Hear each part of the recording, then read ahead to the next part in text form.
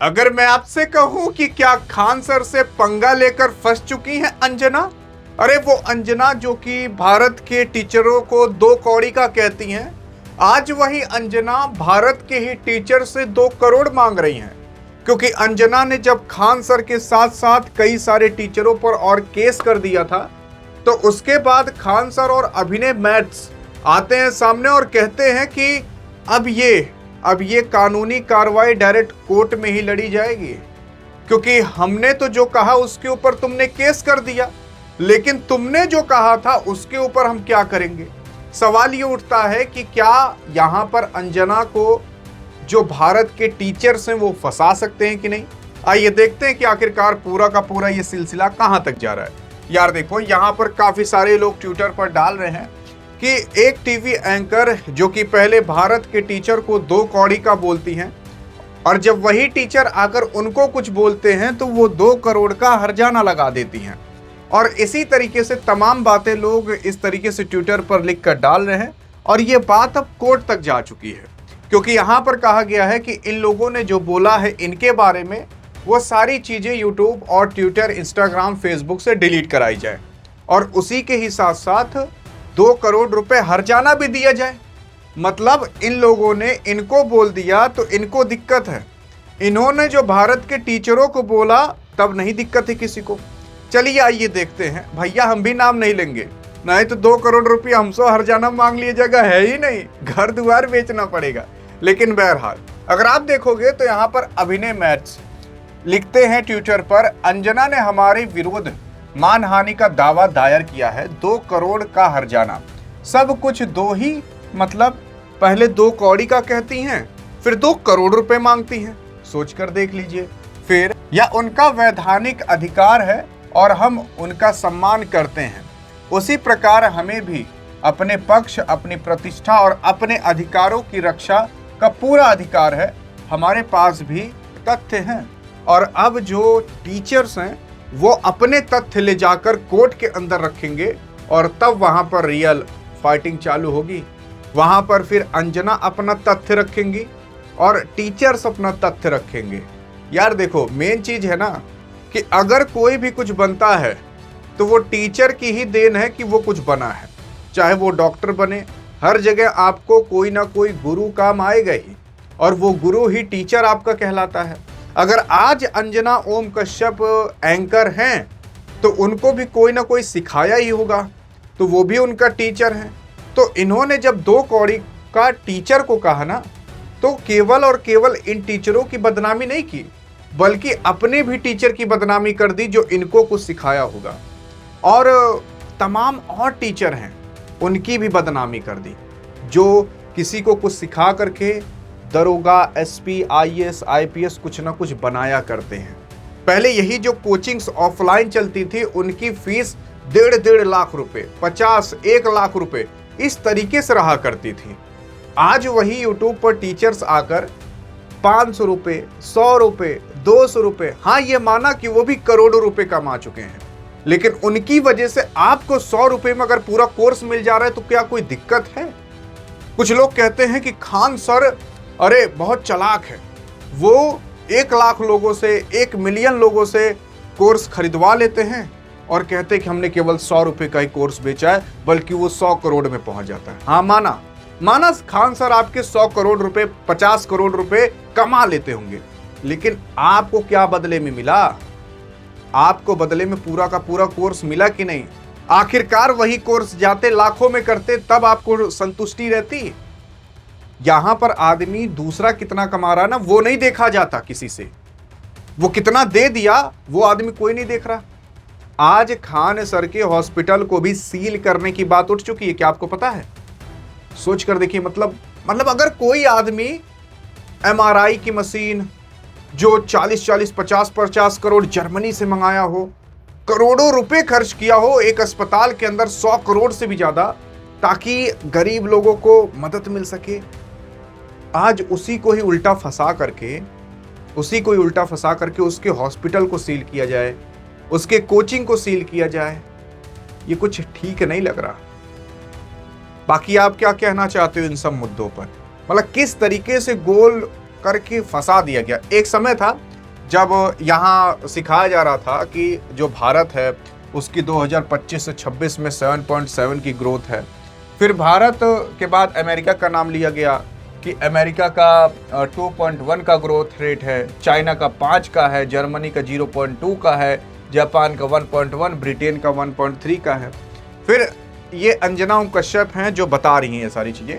फिर अभिनय मैथ्स लिखते हैं, क्या लिखते हैं कि इसलिए टीवी मीडिया का भरोसा खत्म हुआ। मीडिया सिर्फ ग्रोथ परसेंटेज दिखाकर बोल रही है भारत जीडीपी का बाप है या भारत जीडीपी का बॉस है। फिर क्या ये आधा सच नहीं बेचा जा रहा है? अगर कंपैरिजन करना है तो पर कैपिटा इनकम, जॉब और पॉवर्टी के नंबर भी के साथ दिखाओ और उसी के साथ साथ तब पता चलेगा बॉस कौन है। किसी की हालत अभी भी स्ट्रगल कर रही है। डेवलपिंग देश का 7 से 8% और डेवलप्ड देश का 2% ग्रोथ रेट सेम चीज नहीं होता अंजना मैडम। साधारण सी गणित है, जब बेस छोटा होता है तो परसेंटेज ज्यादा ही होता है। अब इसका मतलब क्या है, काफी लोग समझ नहीं पाते, मैं आपको बता रहा हूं। जैसे कि मान लेते हैं कि आपको 1 से 100 तक जाना है, मान लेते हैं 1 से 100 तक जाना है, तो आप 1 से 100 तक चले गए। अब 1 से 100 तक जब आप चले गए, उसके बाद आप कह रहे हो कि मैं 7% से और अगले साल आगे बढ़ूंगा, तो आप 107 तक पहुंच जाओगे। सिंपल सी बात है, 107 तक पहुंच जाओगे। अब वही खुद सोच कर देखिए, अगर कोई देश 1 से 1000 तक है, वो 1000 तक जा चुका है, अगर वो 1000 पर भी केवल 2% बढ़ेगा ना, तो वो 20 कदम बढ़ेगा। समझ आया? नहीं समझे? देखो, असल में अगर कोई भी देश 100 तक है, भारत जो है वो अमेरिका से कम जीडीपी के मामले में 7-8 गुना छोटा है। भारत का जीडीपी अभी तक 5 ट्रिलियन क्रॉस नहीं किया है, पाया नहीं है। पा जाना चाहिए था लेकिन पाया नहीं है। और चाइना की जीडीपी भारत से 4 गुना ज़्यादा, लगभग 20 ट्रिलियन के है। अमेरिका की जीडीपी लगभग 30-35 ट्रिलियन तक की है। मतलब भारत से कम 8-9 गुना, 8 गुना आप ऐसा नॉर्मली मान सकते हो। तो मान लेते हैं कि अगर भारत 100 नंबर तक है तो अमेरिका कहां तक होगा? 1000 तक होगा। तो अगर अमेरिका केवल 2% भी ग्रो करता है, तब भी भारत से ज्यादा ग्रो कर रहा है। हाँ जी हाँ, इसीलिए समझ आया क्यों? क्योंकि यार देखो, अमेरिका डेवलप्ड हो चुके हैं और डेवलप्ड होने के बाद भी वो अगर 2% ग्रो करते हैं तो वो भी बहुत है। मतलब वहां पर सोच कर देखिए, ब्रिज, पुल, सारी चीजें सब कुछ बन चुकी हैं, रोड, इंफ्रास्ट्रक्चर, बिल्डिंग सब कुछ बन चुका है, सब कुछ व्यवस्थित है, उसके बाद भी वो ग्रो कर रहा है।